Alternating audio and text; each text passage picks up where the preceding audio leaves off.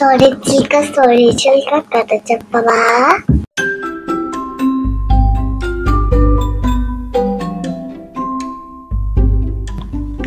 అనగనగా ఒక ఊర్లో కిట్టయ్య అనే అతను ఉండేవాడు. అతను చెరువు నుంచి కావిడిలో నీళ్లు మోసుకొచ్చి ఊర్లో ఇచ్చేవారు. కావిడంటే ఏంటి? ఒక కర్రకి అటు ఇటు బిందెలు కట్టుకుని వాటితో నీళ్లు మోసుకొచ్చి ఊళ్ళో ఎవరికైనా నీళ్లు కావాలంటే ఇచ్చేవాడనమాట. కిట్టయ్యకి ఒక కాలు కొంచెం కుంటిగా ఉండడం వల్ల అతను అందరూ కిట్టయ్య కిట్టయ్య అని కాకుండా లొట్టయ్య లొట్టయ్య అని పిలిచేవారు. అలా తను ఎవరైనా పిలిస్తే కిట్టయ్యకి చాలా కోపం వచ్చేసేది. ఒకసారి ఎప్పట్లాగే ఎండాకాలం మధ్యాహ్నం వేళ కావిడిలో నీళ్లు నింపుకుని ఊళ్ళోకి వెళ్తున్నాడు.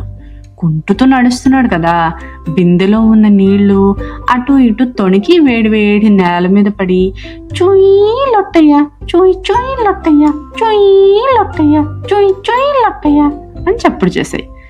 కోపం వచ్చి లొట్టయ్య బిందెలన్నీ నేల మీద విసిరేశాడు. నీళ్ళన్నీ నేల మీద ఒలికిపోయాయి. ఈ బిందెలు నేల మీద ఎలా పడ్డాయి మరి?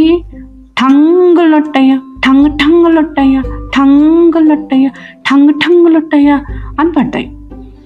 వేగంగా నడిచి వెళ్ళిపోతుంటే ఈ చెప్పులు వేసుకున్నాడు కదా, ఆ చెప్పులు నీళ్లలో కిర్రు లొట్టయ్య కిర్రు కిర్రు లొట్టయ్య కిర్రు లొట్టయ్య కిర్రు కిర్రు లొట్టయ్య అంటున్నాయి. చెప్పులు విసిరేసి వేడి వేడి నేల మీద కాళ్ళు కాలిపోతున్నాయని చెప్పేసి పక్కనే ఉన్న పాత ఉయ్యాలలో కూర్చున్నాడు. ఆ ఉయ్యాలేమంది? కుయ్ లొట్టయ్య కుయ్ కుయ్ లొట్టయ్య కుయ్ లొట్టయ్య కుయ్ కుయ్ లొట్టయ్య అంది.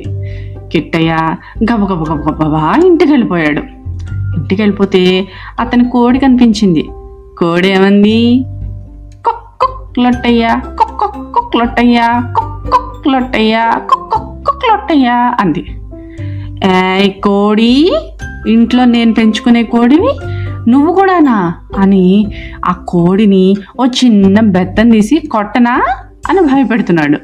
గోడ మీద వెళ్ళిపోతున్న పిల్లి వాళ్ళకి వేసి చూసి మ్యావ్ లొట్టయ్య మ్యావ్ మ్యావ్ లొట్టయ్య మ్యావ్ లొట్టయ్య మ్యావ్ మ్యావ్ లొట్టయ్య అంటోంది. ఈ పిల్లి నన్ను లొట్టయ్య అంటుందా అని దాని వెనకాల పడ్డాడు. ఇంతలో వీధిలో అటుగా వెళ్ళిపోతున్న కుక్క భౌ లొట్టయ్య భౌ భౌ లొట్టయ్య భౌ లొట్టయ్య భౌ భౌ లొట్టయ్య అంది. ఆ పక్కనే ఉన్న ఆవేమంది?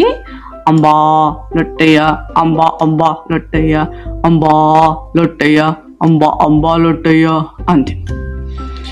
కిట్టయ్య ఏం చేయాలో అర్థం కాలేదు. ఇవన్నీ నన్ను ఇలా అంటాయా అని చెప్పేసి ఆ పక్కనేదో రాయి ఉంటే ఆ రాయి తీసి దూరంగా విసిరేశాడు.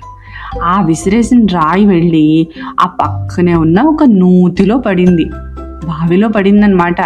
ఆ నూతిలోంచి డుబుక్కు లొట్టయ్య డుబుక్ డుబుక్ లొట్టయ్య డుబుక్కు లొట్టయ్య డుబుక్ డుబుక్ లొట్టయ్య అని అనిపించింది.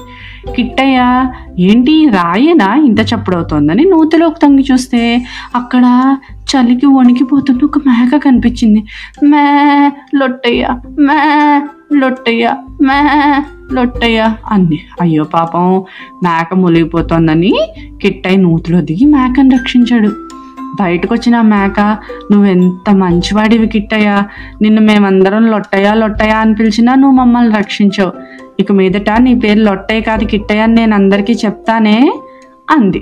కిట్టయ్య ఆ మేకని తనతో పాటు ఇంటికి తీసుకెళ్తుంటే ఆ మేక మే కిట్టయ్య లొట్టయ్య కాదు కిట్టయ్య మే కిట్టయ్య లొట్టయ్య కాదు కిట్టయ్య అంటుంది. అది విని కుక్క భౌ కిట్టయ్య లొట్టయ్య కాదు కిట్టయ్య భౌ కిట్టయ్య లొట్టయ్య కాదు కిట్టయ్య అంది.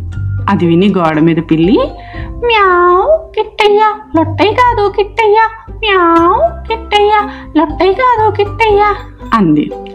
ఇంట్లో అతని కోడి కూడా కుక్ కుక్ కిట్టయ్య లొట్టయ్య కాదు కిట్టయ్య కుక్ కుక్ కిట్టయ్య లొట్టయ్య కాదు కిట్టయ్య అంది. మా మంచి కిట్టయ్య భలే భలే కిట్టయ్య అంటూ అందరూ అతన్ని పొగిడారు. అందుకే మనం ఎప్పుడూ ఎవరిని ఏడిపించకూడదు. ఇంకా ఆపదలో ఉన్న వాళ్ళు ఎవరైనా సరే వాళ్ళని రక్షించాలి. సరేనా? స్టోరీ కంచికి చిలక ఇంటికి.